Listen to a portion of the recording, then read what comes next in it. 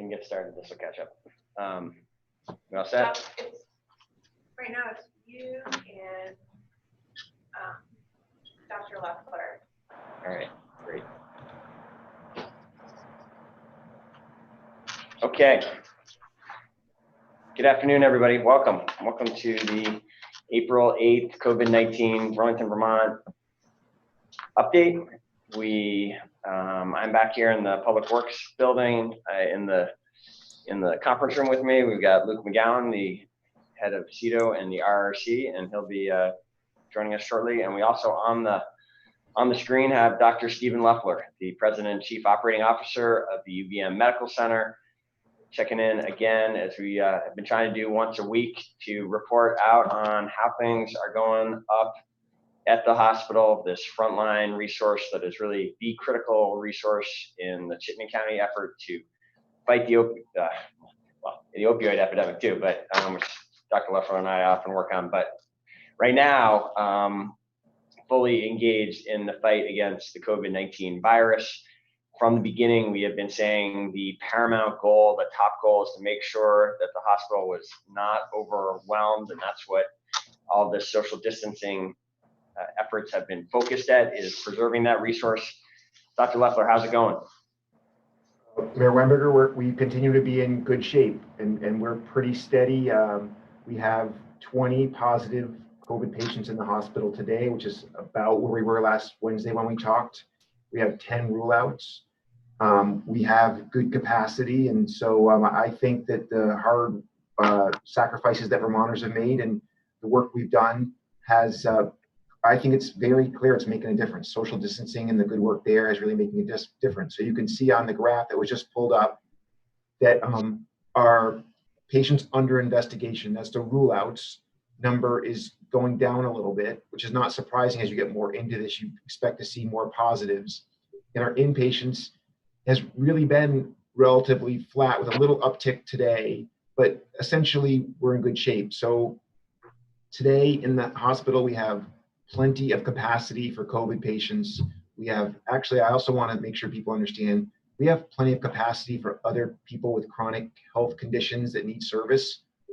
One of the things we've noticed in the past week is that people who have chronic health conditions are trying to do the right thing and stay home even when they're getting very sick, and then showing up to the hospital when they are extremely ill, and they should have come a little earlier. What I want to make sure we reassure people is that part of our planning for this pandemic is to make sure we can care for everybody who needs us. So we're very aware that people who have other health issues will still have them, like heart attacks and strokes and so on, even during this COVID pandemic. So we appreciate people not coming to the hospital for minor things that they could manage through their primary care. But if you're very ill or you have a known chronic health condition and you need to be seen, we have capacity for you, and we want you to come in when you need to. So I just think that's an important point to make, that's built into our model, and we expect and are able to care for people who need us. So as you can see, as we discussed, the curve looks good. Exactly like I said last week, I think that's a good sign that the social distancing sacrifices that we're asking Vermonters and our Chittenden County residents to make is having a good impact. It is keeping people safe and out of the hospital. It's protecting both you and your neighbors. And so I think we have to keep going, but very reassuring. And the last thing I thought I'd talk a little bit about today, because I know it was on the news last night, is we have done a lot of work with community partners, everything from the city of Burlington to the National Guard. And people saw last night, I think, on the news about Patrick Gym. I just wanted to let people know that that is a great collaboration between the state of Vermont, the National Guard, and the medical center. And it can be between 50 and 100 beds to be used mainly as a COVID rule-out unit. Our plan for that is that if the hospital does start getting very full, if the surge does come and we're getting near capacity to caring for COVID positives, we need a place to put people who might be unable or too sick to go home, but maybe don't need to be in intensive care. And our plan is to use the Patrick Gym in that kind of capacity, or possibly for some other uses as they could arise. It's basically extra capacity in the system to deal with whatever comes up. We've also done some great partnerships with the Department of Health, obviously, around testing, We're working with our local nursing homes to try and really make sure we're managing that population carefully and as well as possible. We're working with the Guard also at the Expo for another field hospital that would deal with non-COVID patients. And so I just wanted to let people know that the medical center is trying to use our resources to help all of our partners across Chittenden County and the state keep all of us as healthy as possible and be prepared for whatever may come. But today, this Wednesday, we're in good shape. I'll stop. I'm happy to answer a question if you have any, Mayor or. Yeah. Well, Dr. Leffler, it's great to hear you say it. I look at these numbers every day, and it sure has looked like a flat curve to me for about more than a week now, and it's encouraging.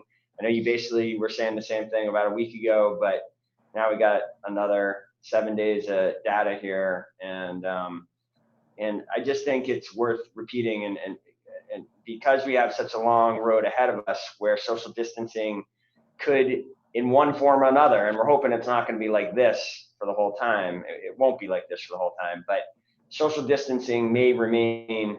Social distancing and all the other strategies that go with it, the hygiene strategies, the awareness of surfaces and how to avoid, minimize the chances of contracting the virus. Those are going to be with us for some time.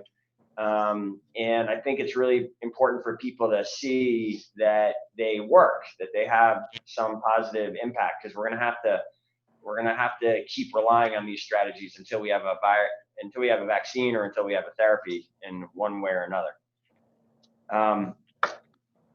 Dr. Leffler, what can you tell us about the testing and how that has changed over the last month in terms of the availability of it and how long it takes, and how close are we to, what's the standard that we are trying to get to, and how far from that do you think we are at this point?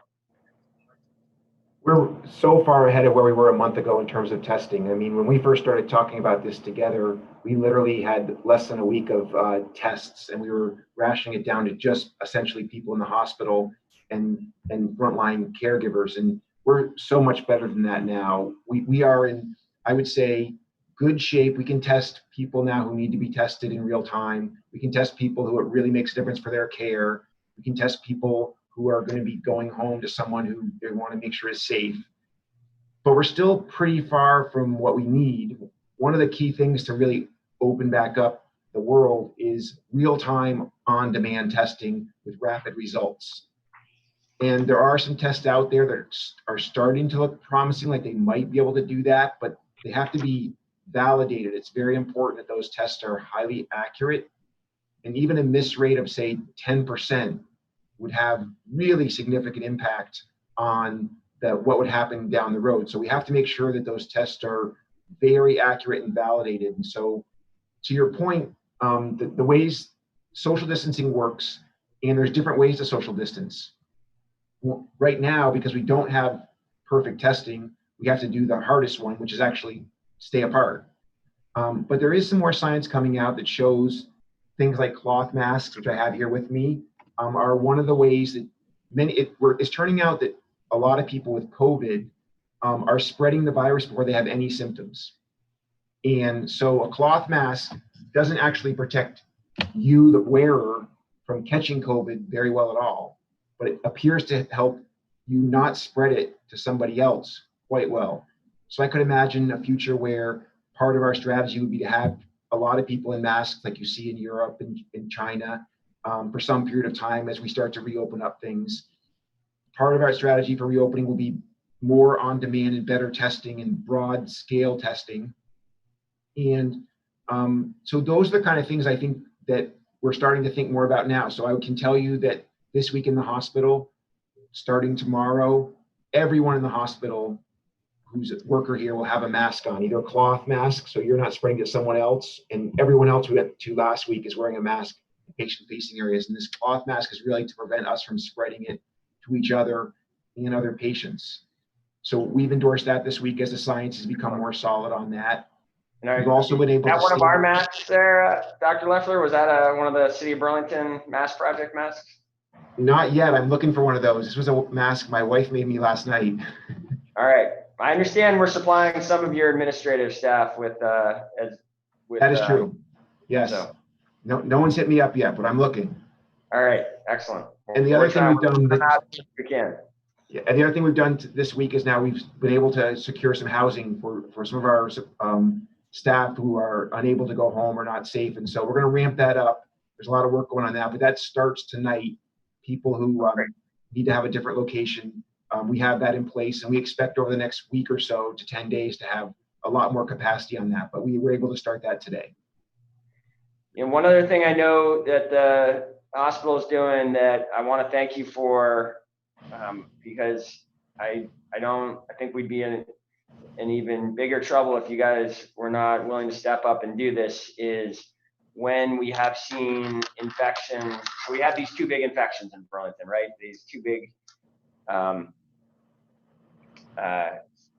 clusters of infections at Birchwood and Birchwood Terrace and Burlington Health and Rehab. And in both those cases, a significant number of the healthcare workers in those facilities have gotten infected.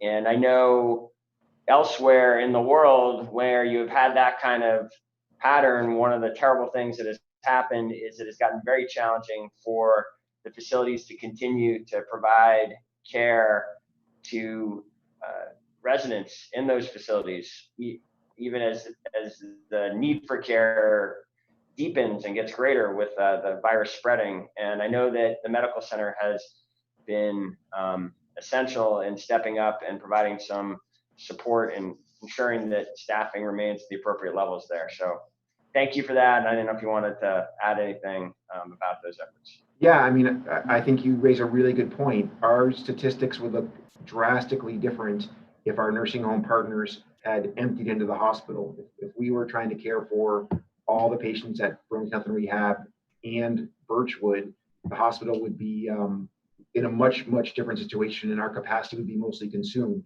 So the ability to work with our good partners in the community, and the fact that we have fantastic staff here that are willing to be flexible and go a little outside of their comfort zone, has allowed people to stay where they're comfortable in their homes, which for many nursing home patients, their home is the nursing home, and has allowed us to maintain capacity in the hospital. I really want to credit my amazing staff, because they have been incredible on short notice in both times, been able to step up and help out. Thanks for mentioning that. Yeah, well, thanks for, I appreciate how you just framed it there. I mean, that is really the kind of all hands on deck, go beyond the boundaries of the way things work in normal times to get the job done that we need during this emergency. I suspect we're going to need a lot more of it over the next year or more, and it's really, that should be celebrated that your team has been willing to do that and fulfill that essential task. And so I, thank you to them from the city for that work and for being on the front line of containing this virus and trying to stop its terrible spread and limit the damage that it does here in this community. So is there anything else, Dr. Leffler, before we lose you for a week, that the public will know? I'll see you next week. All right, thanks so much. Good. Talk to you soon. All right, so like normal, we're going to cover a number of topics today. The next one is the CARES Act, and specifically employer programs within the CARES Act. The CARES Act, of course, is the big $2 trillion bill, historic bill passed by the U.S. Congress 2 weeks ago now, is it? It's a little hard to keep track of time sometimes in this emergency, but it's about that. And we have been working hard at our Resource and Recovery Center to get our arms around what's in this bill and how to make sure that Burlingtonians and Burlington businesses who employ people here in Burlington are able to access those funds. And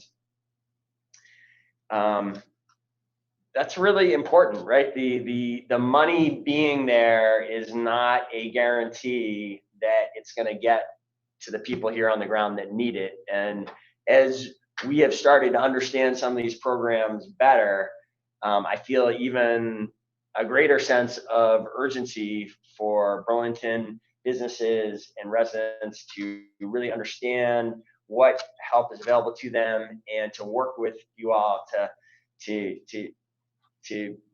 get in there and apply in the programs that need it, to kind of get in line for this assistance. The Paycheck Protection Program, when I first heard about it, I thought it was a really interesting program and a really good idea, and it's an expansion of it goes beyond, there's been a lot of talk from everybody from the start that the way to respond to this crisis is to get additional unemployment insurance benefits to people who are without their job. And there's been a huge infusion of dollars there and a lot of effort. And we've talked before in past briefings about what Vermonters need to do if that's you, if you've lost your job. And we have a big effort at the Resource Recovery Center to try to help people access those funds, which can be challenging for their own reasons. But the Paycheck Protection Program, as I understand it, kind of tries to go upstream of that and keep people from losing their jobs in the first place, keep people on the payrolls of the businesses that they were working for before this disaster, before this crisis hit. And that's even better if we can do that. We can then, people can hold on to other benefits of being on the payroll, and they can be ready to go back to work when we start to come out of this stay-home order and social distancing efforts much more easily. So and I don't know, Luke, are you speaking to this? Or I know we have Cara that we're pulling in here. Yeah, I can jump in. Okay, great. We got a program that I think will answer hopefully most folks' questions, at least high-level questions. Great. So take it away, Luke. Yeah. So early on, the mayor recognized that there wasn't, this crisis is unprecedented, and the federal response has been unprecedented. Just you mentioned it's a $2 trillion package. There is likely more coming. What's true, though, of every sort of major disaster is there's always a bunch of complicated new programs to understand and unwind. And so that's where sort of we recognized early on, the city won't be able to meet financially all of the needs that have been identified, but we can certainly help people navigate what's happening at lots of different levels of government. So we wanted to first just sort of lay out kind of here's what this $2 trillion package is.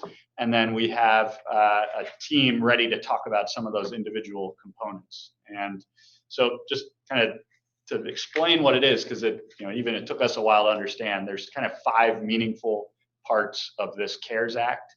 First, it's what you were just referring to, this keeping American workers paid and employed. And that's mainly through these 2 tools, the Paycheck Protection Program and the emergency grants through the SBA Economic Injury Loan Program. The second section is assistance for American workers, families, and businesses. And that's focused on the unemployment insurance and recovery rebates. The third big category is support for the healthcare system and also support for all of us. So once some of that testing comes online that Dr. Leffler was speaking to, once an eventual vaccine is created, there's funding available for folks who are both insured and uninsured to access those new sources. The fourth category is economic stabilization and relief to severely distressed sectors. So those are, probably folks have seen the news about the airlines have gotten, about a $25 billion aid package, and sort of down the list. Importantly, for some Vermont businesses critical to maintaining national security and air cargo carriers, there's a long list of businesses that can benefit from that section. Finally, sort of Title V, what's referred to as relief funds, we are getting sort of new federal money through existing programs, and that's through the Community Development Block Grant Program, which Grace will speak to in a moment. So that's coming to Vermont and coming to Burlington specifically. And just before jumping, and I think we'll jump to Cara next, we are also monitoring what's happening at the federal level today. So right now they're talking about CARES 4 or C4 as they're referring to it. And that's already kind of the next package that they are thinking will address some of the, like we've already identified shortfalls in this loan program. So they're talking about $250 billion there. They're also talking about additional support to states and cities and hospitals, and that's another sort of $250 billion package. And so it's not clear what that final package will be, but we're confident that that's coming pretty soon. So I do want to turn it over now to Cara, who's on our Church Street Marketplace Director. She's also on our employer team at the RRC to talk about some of the sort of specific employer provisions that you were mentioning there. I don't know if we can... Great. All right, I'll jump right in. Hi. Probably the two main aspects that will interest employers most are what people are calling the PPP, which is the Paycheck Protection Program, which the mayor had mentioned earlier. It's to cover payroll and other immediate needs. It's a forgivable loan, provided that certain requirements are met. What's important about this loan is that you can use it for payroll and other immediate needs. We understand that many people have laid off a lot of their employees. So this loan, one of the requirements would be that employees would be rehired by June 30th. And this particular loan, you're going to apply for directly with your local lender. So if you already have a relationship with a local lender, that's where you're going to want to go to apply for that. If you use funds for something else, so maybe a portion of the loan would not be forgiven, you should know that the interest rate on that is only 1%, and there's a 2-year time span on that to pay back. The other more large program is the EIDL program, EIDL, which is Economic Injury Disaster Loans. And those can be up to $2 million, depending on the size of your company. That loan can be used for general operations. That loan you apply for directly through the SBA on their website. In addition, as you're applying for that loan, they will ask you if you want to perhaps apply for up to $10,000 grant assistance, and that will be forgiven as well. And you could qualify for that grant assistance regardless of whether you qualify for the loan or not. And one last thing I'd like to say is we did hold a webinar today that was very well attended, where we had some local experts answering questions. We have recorded that, and you will see that soon up on the RRC's website. So you can go, if you're an employer, you can go back and listen to that, and some of your peers asked questions and experts answered them. So that could be a very helpful resource as well. Excellent, Cara. Thanks for that. So let's talk a little bit more about this PPP program, because it does have such potential to essentially provide direct assistance to keep people employed. I'm hearing that there is considerable interest in that, and maybe your experts spoke to this at the webinar, Cara or Luke. I mean, my understanding is there is $350 billion nationally dedicated to this program, which Correct.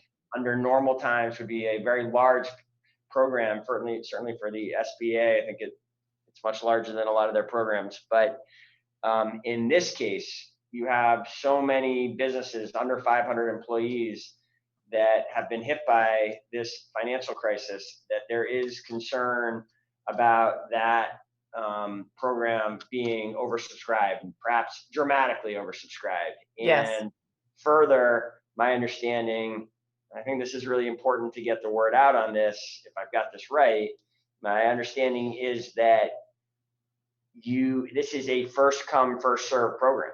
Correct. So I did speak with some of our prominent local lenders about the program. The demand has been very overwhelming. As you said, it is 350 billion, but that's nationwide. And people are trying to get their applications in as soon as possible. From what I am hearing, there is some pressure going back upstream to increase the size for this program nationally. We haven't heard back yet. And there are some system problems with the SBA system crashing as well.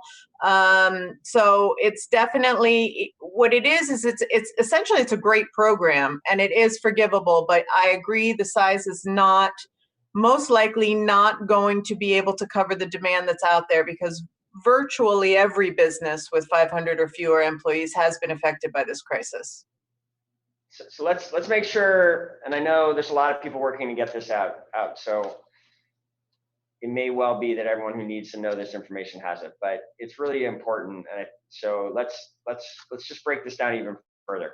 Yeah. This idea of a loan program and a forgivable loan program, what we're really talking about here is if you follow the rules of this program, if you sign up, if you get a loan from a bank, hopefully one that you already have a lending relationship with for businesses that are mature and have done borrowing before, but you can go to new banks as well. Mm-hmm. Yes. What happens is you go and you get a new loan from the bank, and the banks are good at processing loans and they can help you do this quickly. But then if you maintain the payroll, if you continue to pay employees Correct. what you were paying before the disaster, before March, I think maybe before February, I think is the deadline. So, I mean, I actually think I saw it was before February.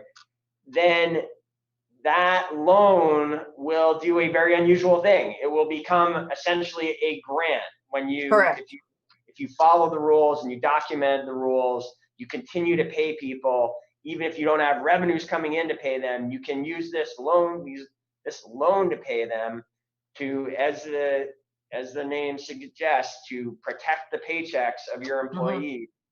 Mm-hmm. And then that loan will be forgiven. Essentially, the federal government will pay your payroll expenses for a 2.5-month period, 2-month period? Up to June 30th is technically what they're talking about right now. And yes, you're absolutely correct. So once you apply and once the funds are dispersed, and you would use them to either pay employees you still have or hire back employees that you've let go. And that's what you use the fund. That's a key point. So people who in that first terrible week laid people off because they were looking into the abyss, they can go and hire people back and qualify for this. Hire them back prior to June 30th right now. So you still have time. So you can get the funds, get up and running a little bit, hire people back. And what they're looking at is your average payroll for 2019. And they're wanting you to fulfill that by June 30th to sort of get your payroll back up where it was. And then you would apply for forgiveness and you would receive that. Excellent. All right. So let's talk a little bit concretely. I'm really concerned about this combination of, so again, to me, this sounds like a great solution for the unique times that we're in. Mm-hmm. A really creative one. I think it's unprecedented, right? I don't think there's been a program quite like this before. But the catch is, what people should hear, the urgency here is, there's only $350 billion right now to go around the whole country. Any business with less than 500 employees that has been impacted by this crisis, and I think you do have to document that, right? You have to document it, that you've been impacted by the disaster, qualifies, and it's a first come, first serve relationship. So for programs, so people really, if this sounds like a solution you as a business owner want to pursue as a way to help your employees and keep your business intact, you've got to move quick if you haven't already. what can we do at the RRC to help people get in the door? Yeah, and I would add, Mayor, that it's not just businesses, it's nonprofits too can apply for these funds as long as they are a 501c3 nonprofit. And so that Critical clarification there, Luke. So I want to make sure everyone heard that with the audio here. This is not just for-profit businesses. This 501c3s, which most nonprofits that are operating major programs are organized as these are tax exempt organizations that rely on contributions in part. They also qualify if they are under this 500 person threshold for the number of employees. That's right. And I would, to your question about what the RRC can do, we want you to call us up or email us or check the website. If you have any questions about what you're hearing, call us up, and Cara and Grace and a large team is ready to talk people through kind of their specific issues. We hope you'll take advantage of the sort of scaled resources that we put out. Yep. Cara hosted this webinar today, just earlier, had 63 local businesses on. And, I think, someone said at the end, this was the most helpful hour of the last few weeks I've had. And so just a testament to the work that Cara and the team are doing to condense these resources, break them down, and bring in additional community members, experts, accountants, lenders, and so on to answer questions. So great. We want to hear those questions so we can help answer them.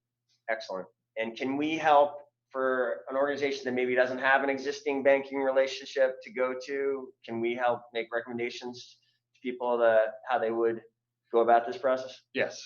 Okay, great. I think we should be able to. Good. Let me say just a couple more things. So Cara referenced this. There is a growing realization, I think, my sense is in DC, that this program is undersized. I mean, some of the numbers we have heard, I don't want to put a number on how undersized it is because I haven't seen the analysis myself, but we have heard concern that this may be dramatically oversubscribed. So our representative, we were on a phone call with representatives from Senator Leahy's office this morning. We know that the senator is in DC fighting for Vermonters in a whole host of ways, and I believe there is an effort to expand this program. I certainly want to say, certainly City of Burlington fully supports any effort that can be made to expand this program because of the impact it's going to have on Burlington workers if this can be sized to the need. And it does set, so I just want to make clear, I fully support the expansion of this program because of its opportunity to provide direct impact to workers in this community if it is sized properly. So I think we can move off of that to the individual aid piece, which we have talked about more in the past, but what can we add to this discussion? Yeah, so we have another expert on the line, Darren Springer, who's the head of our Burlington Electric Department, has broken down some of the issues that we think are most pertinent to individuals here in Burlington as part of the CARES Act. So I don't know if we've got Darren on the Zoom. Yep. Luke, I'm here. Can you hear me? I can hear you. Go ahead. Excellent. Okay. We're going to cover two key provisions of the CARES Act, which is the expansion of unemployment insurance and also the individual payments that are going to be provided through the stimulus. The highlight on unemployment is that for a 4-month period, the federal government is adding a $600 weekly benefit to the existing unemployment program. It includes self-employed individuals as well. That was started the week of March 29th. And the biggest thing that we could encourage is for folks who are affected to file with the Vermont Department of Labor. You see the phone number on the screen here, which is to make the weekly filing once you have established a claim. I will also mention for anyone listening who needs to establish a claim, you can do so at the website labor.vermont.gov. They have a step-by-step program to help walk you through exactly how to do that. Or you can call 877-214-3330. In addition, on the labor.vermont.gov website, you can find a claimant assistance hotline if you are having any challenges filing your claim, receiving your benefits. That is the place to go at labor.vermont.gov. In addition to the unemployment provisions, as folks may be aware, the CARES Act provides for a one-time payment of roughly $1,200 per individual to adults with incomes at $75,000 and under. For married filers, that's $150,000 or under. At that income level, there is a phase out of the benefit up to a maximum of $98,000 per individual filer and $198,000 for married filers. In addition, there is a $500 one-time direct payment per child per household, and that's for children under the age of 17. And the key items here is the IRS will use your existing direct deposit information if you have it on file. So if you filed in 2019 or if you filed in 2018 previously and you have a direct deposit, the IRS will use direct deposit. If not, they'll be sending the check by mail. Checks are supposed to be going out starting in mid-April, and you can check the irs.gov/coronavirus site to get updates. A warning for folks who may be looking at different items on this: the IRS is concerned about scams. They are encouraging that to let everyone know that they are not going to call you, they are not going to text you, they are not going to email you or contact you on social media to seek your personal information or your bank information. You will receive a letter in the mail once your payment has been made with instructions on how to contact them if for any reason the payment was not received. And one additional item that I'd like to mention relates back to the unemployment is that the city, under the mayor's leadership, has been advocating to the state of Vermont to take some additional steps to make those benefits available even more quickly, to eliminate the one-week waiting period for the benefits to kick in. There are, as I mentioned, several different phone numbers for unemployment questions. The city's advocating that there be a single state hotline for questions that may arise, and also advocating that certain questions and certifications on the form that may no longer be relevant given the current situation be eliminated from the form. So just wanted folks to be aware of the city's efforts to even further enhance that program via advocacy to the state.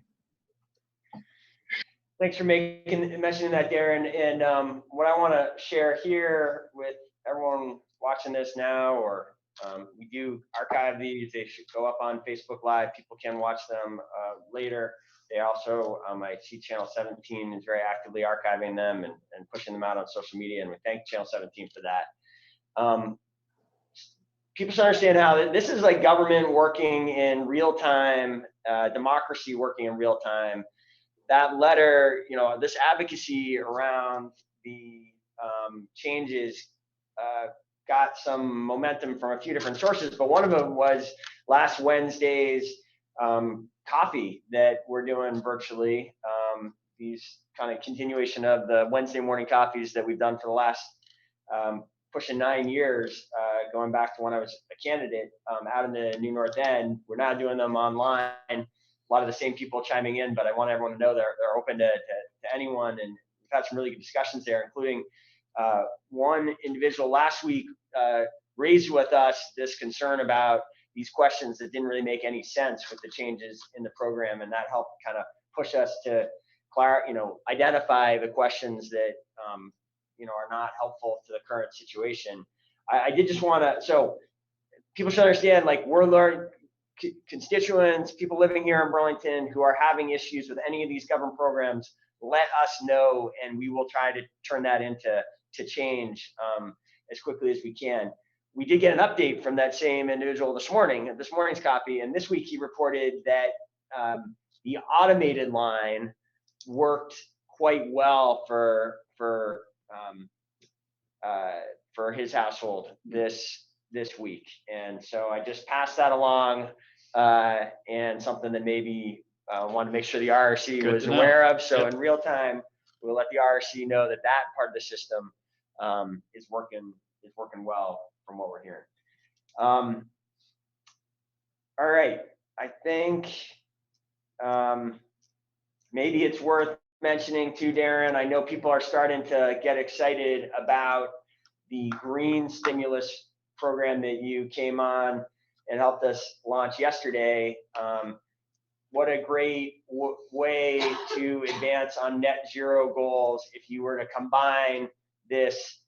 If you're in a position where you're able, and when the economy reopens, you could combine this federal stimulus with the Burlington Electric Department green stimulus incentives, and really have an opportunity to make progress on moving your home or business towards being a net zero business or household, or if you are, it can apply to appliances and electric vehicles as well. So just a thought of how these stimulus programs for some people might be able to work together, and to think about that. Anything else you want to add, Darren?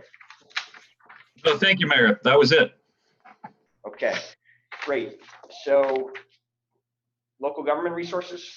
We have Grace ready to talk about the part of the CARES Act that we've mentioned before, which is the sort of additional funds coming to Burlington and how we're thinking about using them. So she should be ready to go. Yes. Hi, good afternoon, everyone. Hey, Grace, welcome. Thank you. Thank you. So after the CARES Act became law, the Department of Housing and Urban Development, which we often refer to as HUD, immediately began allocating just over $3 billion to help America's low-income families and sort of the most vulnerable citizens. That kind of works in tandem with existing goals. HUD's mission is to create strong and sustainable, inclusive communities. And so this money, this $3 billion, was intended for that use. And the funds were intended to be awarded quickly by using existing grant formulas that come down from the federal government and that are implemented by organizations such as CEDO within municipal governments.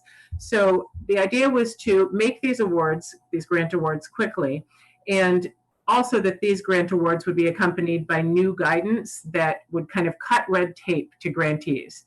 And all of this is to just quickly help communities that are in need and have found themselves in need in a short order. So HUD made $3 billion, available, and $2 billion of that was allocated to the Community Development Block Grant, which is a funding source that the city of Burlington uses and has used for quite some time. The city of Burlington can expect $450,000 from this funding pool, this Community Development Block Grant from HUD, $450,000 of additional resources specific to assisting us as we battle against the COVID-19 effects and struggles. So the idea with this $450,000 that we will be receiving is to award it in a more flexible use and with more flexible requirements than we previously have as a city. And so our CDBG team is working through what these flexible uses can mean on a practical level. And we're designing a public process around the allocation of these funds so that there is visibility and so that the community is able to see and be part of how we're designing the use of these grants. The public process that we're used to looking at has shown up in implementation of like a public advisory committee. Burlington was one of the first communities to implement that type of public process to make sure that everyone had a voice and was able to be part of the awarding of funding. this nature. So right now, we are working closely with our delegation to plan the most impactful allocation of this $450,000. And examples of how the city is using CDBG funding. We lost you, Grace. So All right.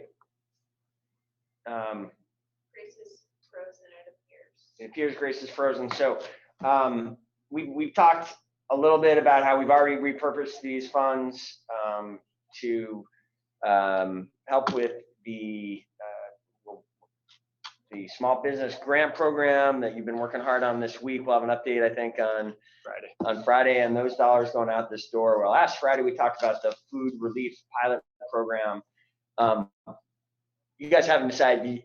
We haven't figured out yet exactly how this 450,000 is going to be. Right. And when are we thinking we're going to be ready to move on that?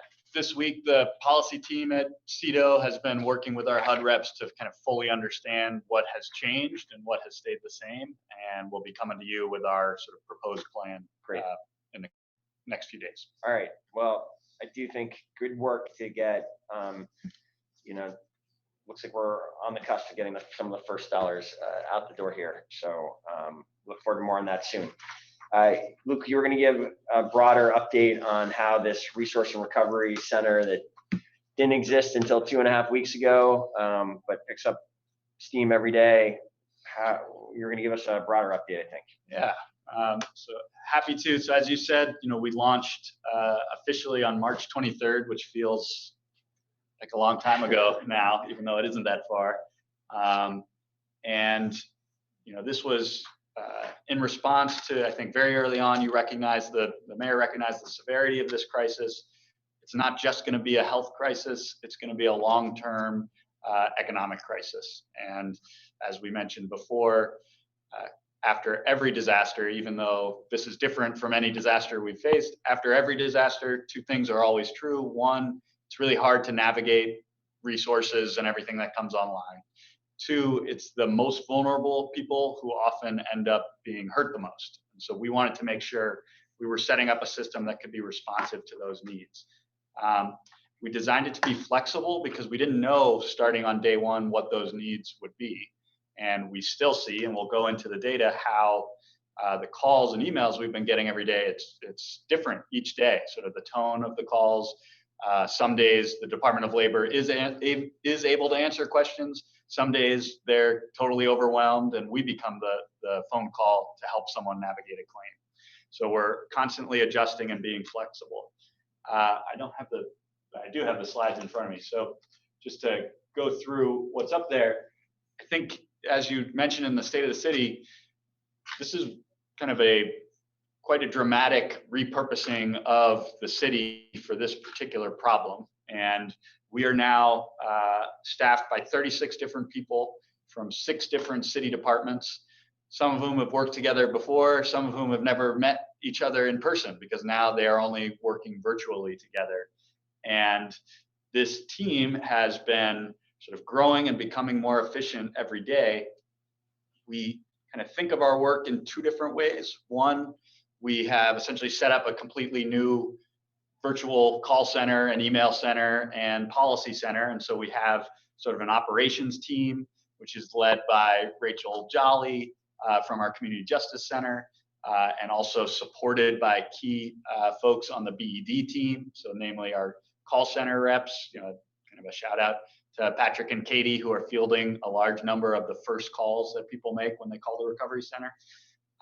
Then we have a communications team that's made up of folks from different departments who are designing content, constantly updating the website, thinking about how to get the word out about the recovery center beyond people who have regular access online. So we've already, I think the community has started to see banners go up for folks who maybe aren't aware of this resource and could really benefit from it most. And then we also have sort of the admin and finance team working through the budget implications of everything we're doing, and a policy team. And that's what you were getting at, and what Darren Springer from BED is helping us figure out, okay, what items do we need to lift up to our federal delegation or at the state level to advocate for Burlingtonians as they're experiencing different kind of elements of this crisis. So that's one part of it. The other part of it is issue area expertise. So anytime a call comes in or an email comes into the recovery center, it gets routed to the right person to answer that question. Sometimes the questions are easy, sometimes they are more complicated, and sometimes people have questions about a lot of different issue areas. And so I think we have up in front, so we have our issue areas on that slide, but early on we said, we think these are going to be the main issues we're facing, and they are essentially broken down here, and you can see in that pie chart, this represents to date the calls and emails we've been receiving. So we've received over 330 calls and emails from individual Burlingtonians looking for support, and it's broken down, and I'll sort of save volunteer mask making, put that on the side for a minute, but you can see most of the calls have been from small businesses and employers, and then physical health related calls. So this is both trying to navigate the health guidance that's coming out and people who are looking for more information about the enforcement policies of the city around these rules. Then the next biggest category is unemployment and labor. And so that's mainly people seeking to understand how to get access to their unemployment benefits. Then we have a number of other categories, including renter assistance, folks who are want to understand what the current eviction policy is, or they're nervous about making rent, homelessness and housing needs, food requests, and volunteering is kind of the final big category. And we've pulled out mask making because I think we announced this Thursday last week. I can't remember when, but we had our sort of big bump in calls from people who wanted to participate in this program. So we now have a fairly large team helping to figure out how we match sort of the need for masks with all of the people who are ready to help producing masks. And that has become a big function of the RRC that didn't exist a week ago, and now is a huge part of our job. So that's kind of what's going on the data front, and we are committed to acknowledging every request as quickly as possible. And so we're usually able, if not right away, we get sort of an answer within half a day. We then close a request when we feel like we've answered the question fully, and that usually takes us about a day and a half. And that is really driven by kind of you can imagine some questions are easy to answer. Some questions require us going back and doing research and finding the right resources for that person. And so just, the last thing I'll mention, we're hosting kind of as much content as possible so that we can have it available to everybody at all times. We're also developing new content every day. So we mentioned this employer webinar that we hosted. That will be posted on the website. Next week, we're going to be having more material that will go up there very quickly. And so I think you're going to talk about that in a minute. And yeah, I just want to thank the community for using this resource, and thank the team, the very large team that is working completely virtually under kind of new circumstances, with kids running in behind them, every time they're trying to have a conference call. They are doing an amazing job. So I just wanted to thank them all today. So turn it back over to you. Great. Well, thank you. Great report, Luke. And it has been confidence building to see how well the team has been working together, how quickly you've been responding. I know one of the leaders within the group is Rachel Jolie, who in her prior pre-RRC incarnation was focused on running the Community Justice Center. She's taken on a leadership role here, and I've seen some of the inspiring communications she's been sending out. So I want to echo that thanks to the way in which these city employees, like the nurses we were talking about earlier, have responded to the call here, are doing different things, and are helping the community get through this incredibly challenging and unusual and unexpected moment. I think we're going to pause there and see if there are any questions on any of the topics that we've covered before we break up. Can I say a quick update on the PPE and mask supply for Burlingtonians and Burlington healthcare workers? Yeah, so here's my understanding of the general status. I think we're doing much better here than in many parts of the country and the world, where largely, partially perhaps as a function of preparations and planning, and we've been, and the community has really responded to the call here. Many masks have come in from construction companies, and we're able to repurpose some of the supplies at the airport. So for a number of reasons, I think we're pretty in decent shape on the supply side.